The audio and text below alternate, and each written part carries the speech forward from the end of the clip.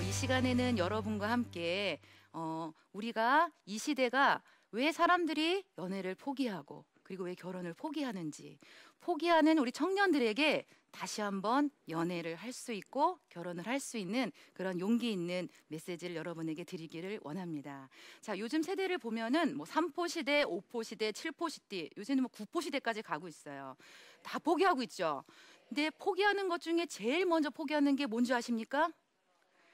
결혼 전에 연애를 포기하고 있습니다. 예, 연애를 포기하니까 결혼도 포기하고요, 자녀 출산도 포기하고요, 직업도 포기하고요, 모든 것들을 포기하는 것들 중에 제일 먼저가 바로 연애를 포기하고 있다라는 것입니다. 그래서 저는 이 연애를 포기하고 있는 이 청년들에게 연애가 그렇게 포기할 것이 아니라 해야 되는 것이구나 라는 것들을 여러분과 함께 나누기를 원합니다. 작년에 가장 유행했던 노래가 하나 있습니다.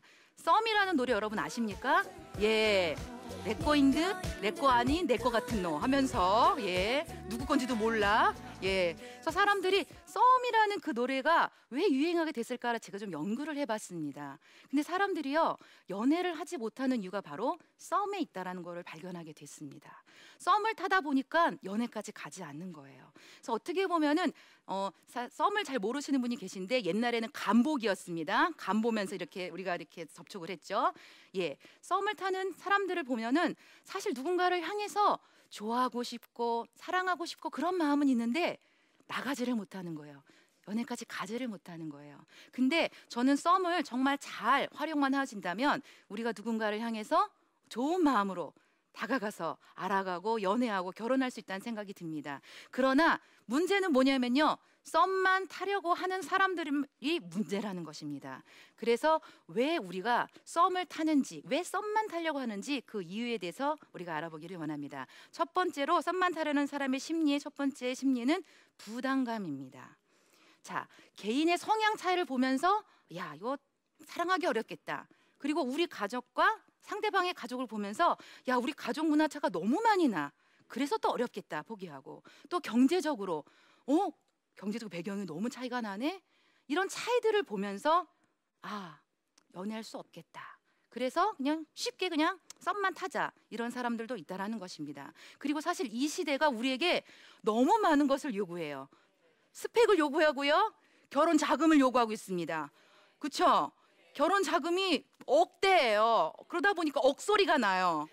그러니까 이 부담감 때문에 야, 결혼도 힘든데 무슨 연애를 하고 그냥 썸만 타자, 이 부담감 때문에 사람들이 썸만 타고 있다라는 것입니다. 근데 저도 보면요, 제가 이제 그 연애하고 결혼할 때 저도 남편하고 수중에 그렇게 돈이 없었어요. 통장에 잔고가 없었어요. 근데 그럼에도 불구하고 연애했고요, 결혼했습니다. 그리고 전쟁 시대 때도요, 사람들이 연애했고요, 결혼했습니다. 그래서 이 시대가 요구하는 어떤 스펙이나 결혼 자금, 우리가 이것들을 보고선 포기하는 것이 아니라 하나님이 왜 우리가 사랑하기를 원하시고 왜 결혼하기를 원하시는지 그 믿음의 눈을 가지고 우리가 다시 한번 용기를 내서 연애할 수 있었으면 좋겠습니다. 썸만 타려는 사람의 심리 두 번째 이유는 이기심입니다. 우리 안에는요, 내가 원하는 것만 하고 싶은 그런 욕구들이 있어요. 그래서 내가 걔랑 그냥 만나서 전화해서 밥 먹자, 영화 보자, 너 어디 가는데 같이 가줄래? 하면서 내가 필요할 때만 그 사람을 불러내서, 이건 연애도 아니야. 그래서 계속 그러나 보면은 연애하는 것처럼 같이 만나 밥 먹고 차 마시고 영화 보고 놀러 가고, 자, 그 안에는 이기적인 마음이 있다라는 것입니다. 자기만 생각하는 마음이 있다라는 것입니다. 상대방은요, 기대하고 있을 수도 있다라는 거예요. 야, 이렇게 같이 밥 먹고 차 마시고 영화 보고 놀러 다니다가 저 사람이 나한테 이제 연애하자고 결혼하자고 이제 프로포즈 하겠지? 근데 이 사람의 심리는 나는 그런 거 없어, 그냥 쿨하게 그냥 밥 먹고 차 마시고 이렇게 하면 돼.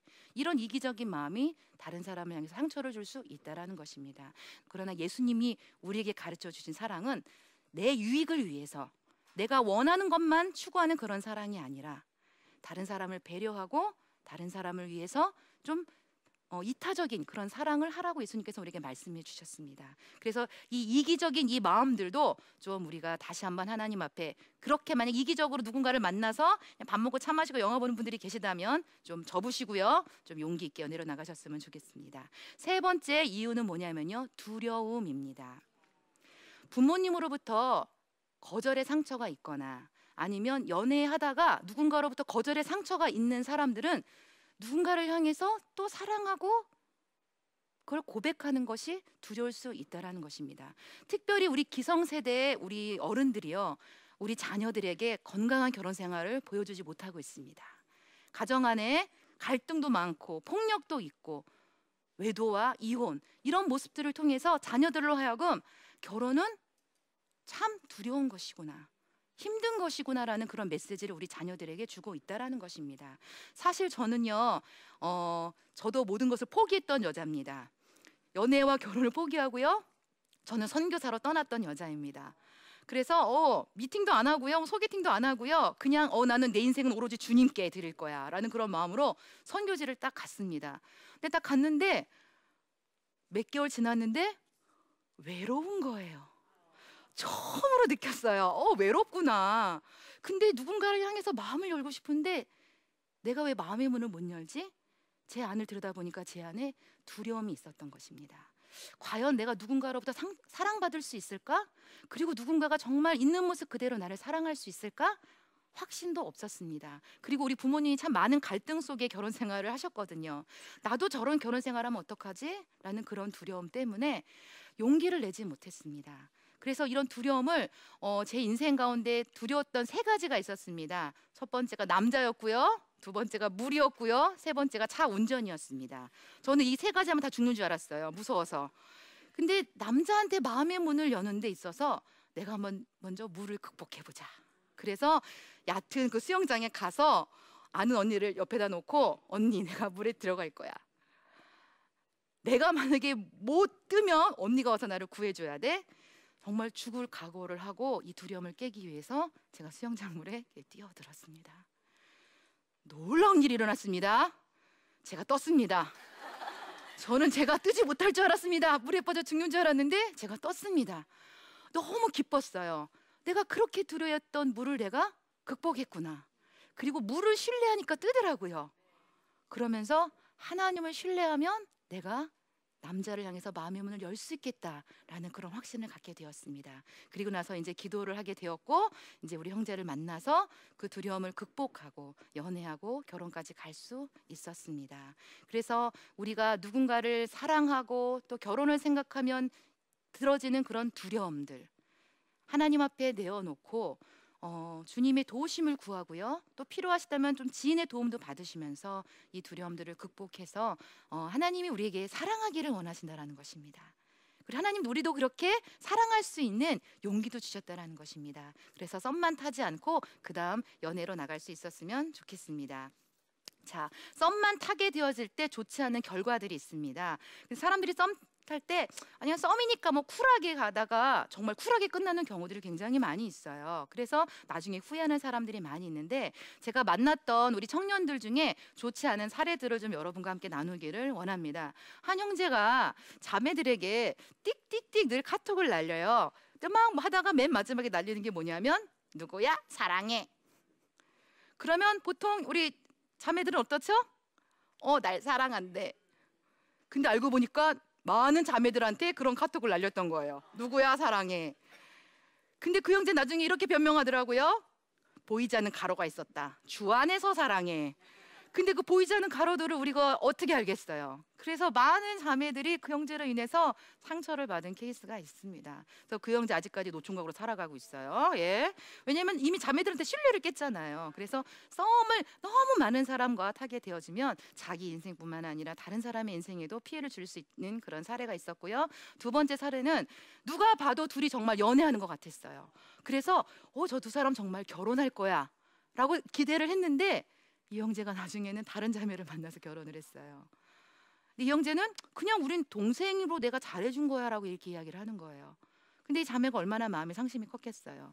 그래서 이 자매가 아직 결혼도 못하고 그냥 그 상처 가운데 살아가고 있는데, 우리 형제들이 정말 부탁하고 싶은 건, 우리가 아무리 공동체 안에서 동생이고 편하다고 할지라도 분명하게 오해하지 않도록 해줄 수 있는 어떤 그런 바운더리가 필요하지 않나 생각을 해보게 되어집니다. 또 한 사례는요, 최근에 이제 만난 사례인데 어떤 형제와 자매가 사귀게 되었어요. 그래서 이제 자매는 이제 막 기대 가운데 이제 막 이렇게 데이트를 하고 있는데, 이 형제가 어느 날 갑자기 자기가 사귀고 있는 이 자매 후배에게 밤 12시에 카톡을 띵 날린 거예요. 내가 지금 너무 힘든데 네 목소리 들으면 힘이 날 것 같아. 이 후배가 너무 깜짝 놀란 거예요. 이런 문자 나한테 주면 안 되는데 왜 나한테 보냈지? 그리고 나서 전화를 막 해대는 거예요.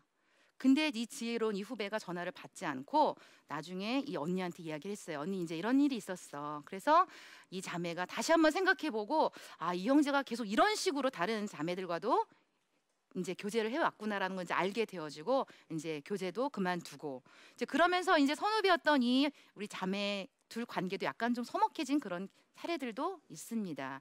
그래서 누군가를 향해서 호감을 갖고요, 누군가를 향해서 알아가고 싶은 마음은 참 좋은 것입니다. 그러나 여러 사람이 아닌, 권면을 드리고 싶은 건 한 사람을 향해서 정말 진심으로 최선을 다해서 집중해서 알아가고 관심을 표할 수 있는 어떤 그런 용기가 필요하지 않나 생각을 해보게 되어집니다.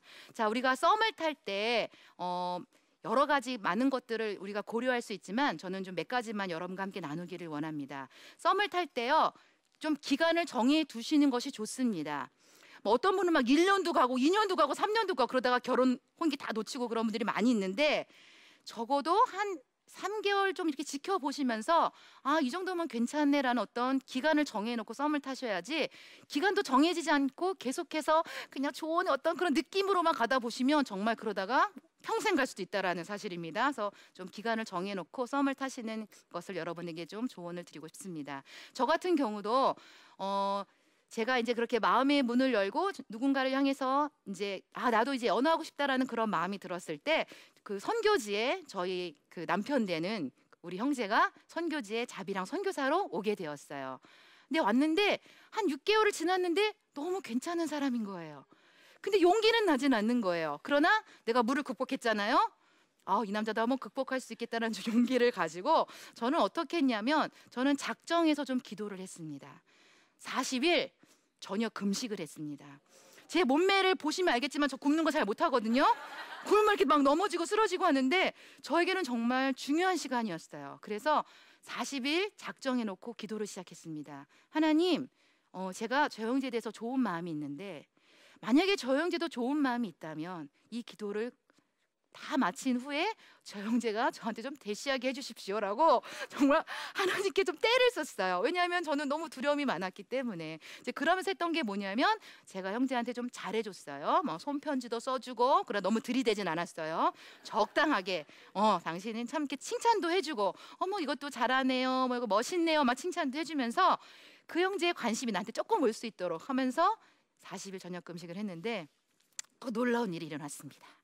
40일 저녁 금식 딱 끝난 그 다음날, 저는 이 날짜도 잊지 않습니다. 5월 11일.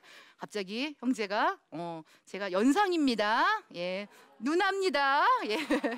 부러우시죠? 그래서 누나 할 얘기가 있어요라고 얘기를 하는 거예요. 그래서 무슨 얘긴데? 그랬더니 이제 안전한 할머니 누나가 여자로 느껴져라는 말을 하는 거예요. 그래서 그게 뭔데? 라고 이제 또 스치미 뜨고 물었더니, 이제 사귀고 싶다라는 얘기를 이제 40일 금식기도 끝난 그 다음날 고백을 받았습니다.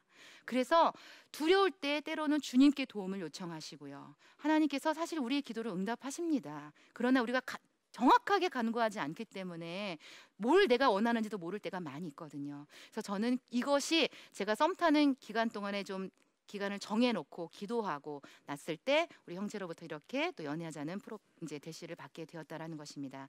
또 기간도 좀 잘 정하셔서 여러분이 좀 썸을 타시고요. 두 번째로 필요한 건 뭐냐면, 이왕 썸을 타시는 거면, 관심이 있다면 제대로 좀 알아서 여러분이 탐색을 하는 시간이 필요하다라는 것입니다. 그냥 막연하게 앞에서 뭐 하니까 어머 너무 멋있어, 너무 좋아, 그냥 어떤 보여지는 환상 속에 그 사람을 보지 말고, 저 사람 정말 어떤 사람인지 제대로 탐색을 하셔야 된다는 것입니다. 제가 많은 부부를 상담을 하고 있는데, 다들 눈에 콩깍지 씌워가지고 알지도 못한 채 결혼하고 지금 막 땅을 치면서 후회하고 있는 분들이 많이 계시거든요. 잘 몰랐어요.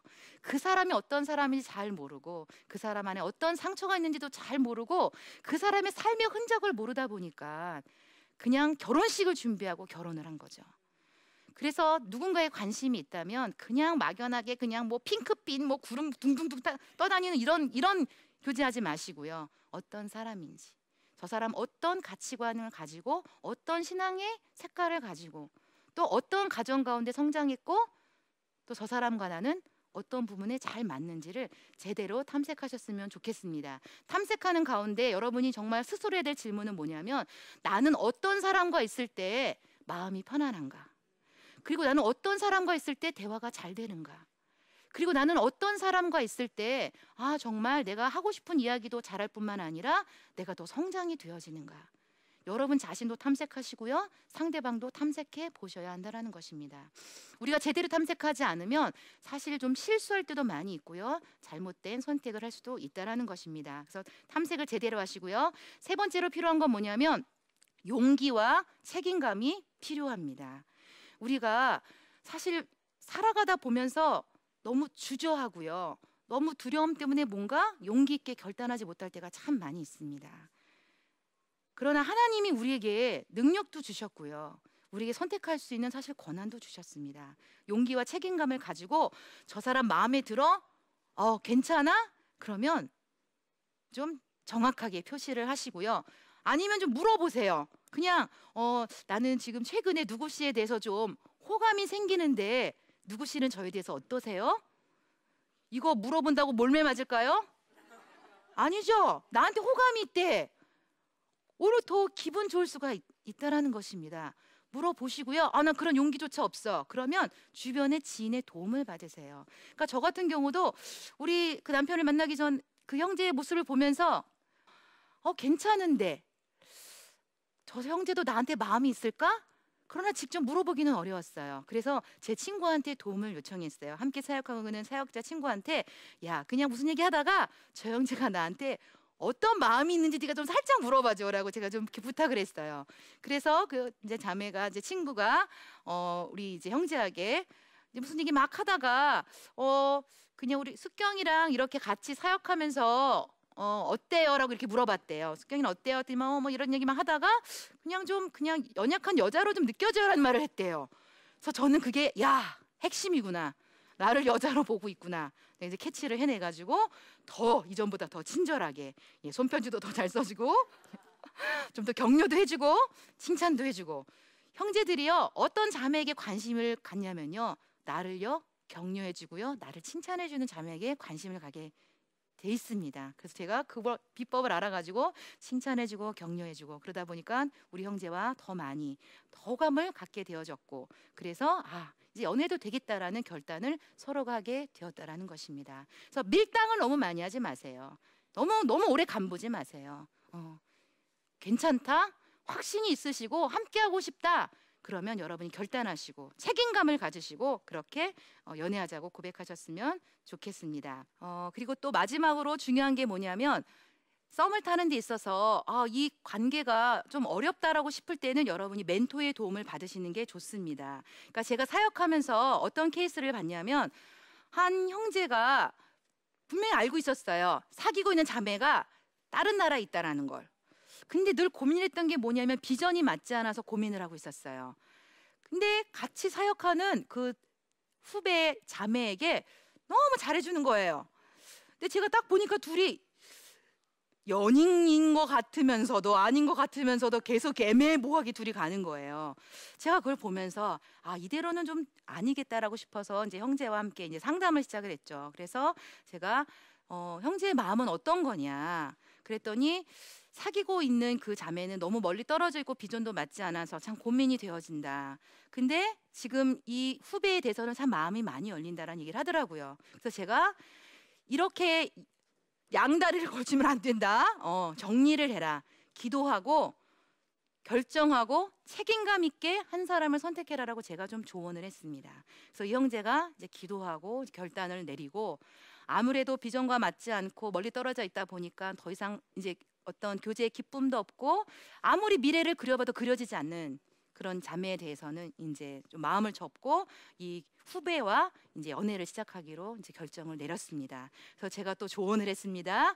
그 헤어진 자매에 대해서 정중하게 만나서 그냥 주님의 뜻이 아닌 것 같아요라고 말하지 말고, 자, 주님의 뜻이 아닌 것 같아요라고 사람들이 말을 들을 때 어떤 마음이냐면요, 이 사람한테도 거절을 당했는데 주님한테도 거절을 당한 거절감이 느껴진다는 것입니다. 그래서 그렇게 말하지 말고 나의 이런 부분이 당신을 더 사랑하고 결혼하는 데까지 가는 데 있어서 어려움이 되어진다라고 이야기를 하라고 제가 조언을 해 주었습니다. 그래서 이 형제가 그 자매를 찾아가서 만나서 예의 바르게 너와 함께 교제했던 이 시간은 너무 행복했고 감사했다. 내가 아직 이런 부분에 있어서 너와 함께 가는 데 있어서는 내가 부족함이 느껴진다. 미안하다 사과하고 잘 헤어지고 서로 축복해주고 그 후배와 지금 결혼해서 잘 살아가고 있습니다. 그래서 누군가를 향해서 좋은 마음이 있고 교제하고 싶은 그런 마음은 있는데 용기가 나지 않을 때는 주변의 지인이나 멘토의 도움을 받게 되어진다면 또 그분들의 도움을 통해서 그 다음 연애로 결혼으로 나아갈 수 있습니다. 그래서 혼자만 너무 꽁꽁 막 걱정하고 막 그렇게 하지 마시고요. 주변의 지인의 도움을 받으시면 좋겠습니다.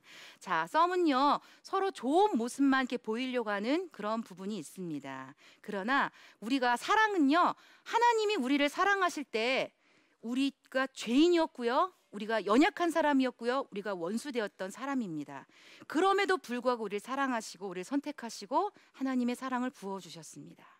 우리는 서로 좋은 모습만 보여주는 것이 아니라 내 있는 모습까지 보여주고 또 그것을 수용하고 함께 치유할 수 있는 그런 관계로 나아갈 때 더 친밀감 있는 연애로 나아갈 수 있다라고 여러분에게 권면을 드리고 싶습니다. 그리고 성경 말씀에 사랑 안에 두려움이 없고 온전한 사랑이 두려움을 내어 쫓나니라는 말씀이 있습니다. 사실 우리가 사랑하고 싶고 연애하고 싶은데 가장 마음에 걸리는 것이 두려움이 아닙니까? 그러나 온전한 사랑에 두려움이 없다라고 하나님께서 말씀하여 주셨습니다. 내가 정말 그 상대방을 향해서 온전한 사랑으로 사랑하고 싶다면 내가 지금 느껴지는 이 두려움, 걱정, 염려 이 부분들을 주님 앞에 내어놓고 기도함으로 용기 있게 여러분이 관심 있고 교제하고 싶고 연애하고 싶은 사람에게 다가가서 당신이 좋습니다. 당신과 연애하고 싶습니다. 라고 용기 있게 말할 수 있는 우리 멋진 우리 청년들이 되셨으면 좋겠습니다. 여러분이 자신 있게 말할 수 있습니다. 썸이 좋다라고 느끼시죠? 썸보다 연애가 더 좋습니다. 예, 여러분 안 해보셨으면 말하지 마세요. 정말 좋습니다. 그래서 썸만 탔던 우리 청년들이 이제는 썸을 접고 그 다음 단계인 연애로 나가시기를 제가 그렇게 용기 있게 나갔던 것처럼 여러분도 그렇게 용기 있게 나가시기를 여러분을 그렇게 기대하고 여러분의 인생을 또 그렇게 축복하겠습니다. 예, 감사합니다.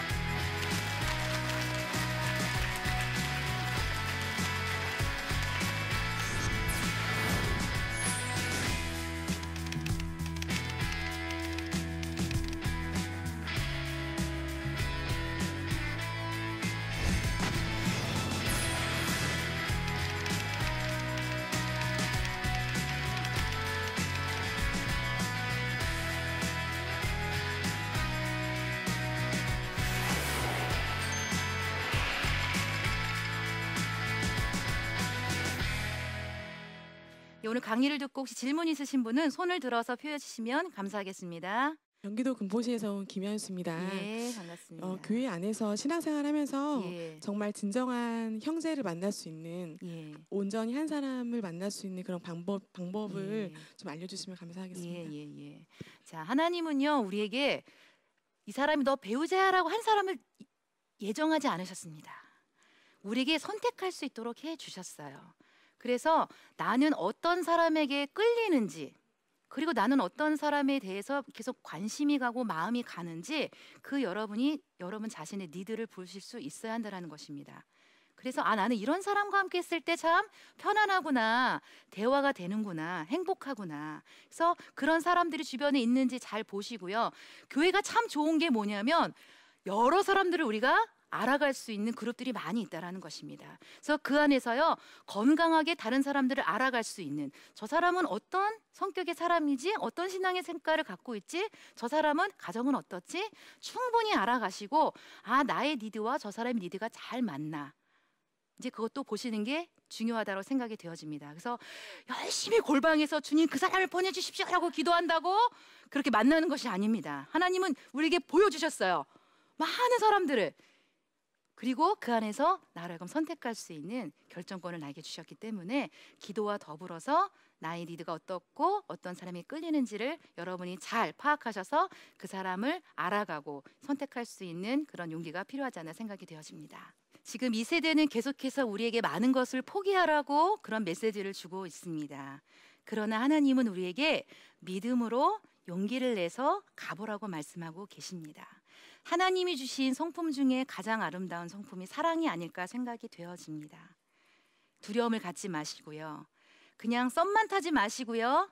하나님의 그 성품으로 내가 갖고 있는 이 사랑을 가지고 또 상대방이 갖고 있는 사랑을 함께 나눌 수 있는 아름다운 연애로, 그래서 이 아름다운 가을을 누릴 수 있는 우리 멋진 청년들이 되시기를 진심으로 축복합니다. 이상으로 마치도록 하겠습니다. 감사합니다.